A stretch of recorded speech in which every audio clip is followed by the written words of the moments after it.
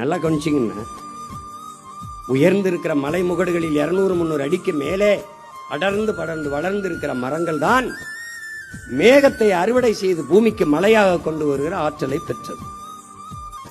அதனால்தான் என்ன சொல்றான், ஒரு நாட்டின் எதிர்காலம் என்பது, நல்லா கவனிச்சுக்கணும், ஒரு நாட்டின் எதிர்காலம் என்பது அந்த நாட்டின் வகுப்பறையில் தீர்மானிக்கப்படும். ஒரு நாட்டின் நலன் என்பது அந்த நாட்டின் ஒவ்வொரு வீட்டின் சமையலறையில் தீர்மானிக்கப்படும்.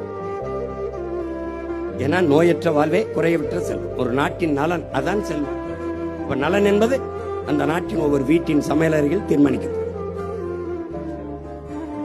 ஒரு நாட்டின் வளம் என்பது அந்த நாடு பெற்றிருக்கிற நிலத்தின் வளத்தை பொறுத்து அமைகிறது.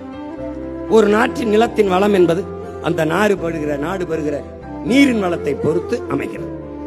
ஒரு நாட்டின் நீரின் வளம் என்பது அந்த நாடு பெறுகிற மழையின் வளத்தை பொறுத்து அமைகிறது. அந்த நாட்டின் மழையின் வளம் என்பது அந்த நாடு பெற்றிருக்கிற மலைகளின் வளத்தை பொறுத்து அமைகிறது. இப்ப நான் ராமநாதத்துக்காரன், எனக்கு கடல் இருக்கு. மதுரையில கம்பம், குமிழி, தேனியில மழை கடல் இல்லை, ஆனால் மழைப்பொழிவு இருக்கு. காரணம் என்ன? கடல் இருந்தும் நான் மழைப்பொழிவு பெற முடியவில்லை. காரணம் மழை இல்லை. அதனால் மழை இல்லை.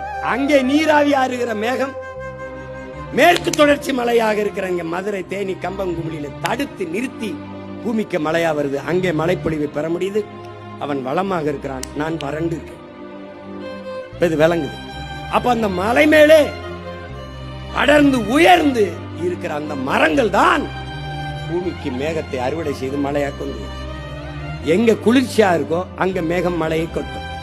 அடர்ந்த காடுகள் இருக்கிற பகுதியில் காடுகள் குழு குழு என்று குளிர்ச்சியா இருக்கும், மழையை கொட்டும்.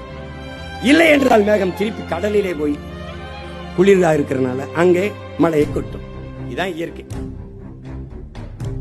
அப்போ மழை இல்லை என்றாலும், மரம் இல்லை என்றாலும், மழை இல்லை, நீர் இல்லை, சோர் இல்லை, உயிர் இல்லை. எனவே மரம் நம் உயிர். அதை புரிஞ்சு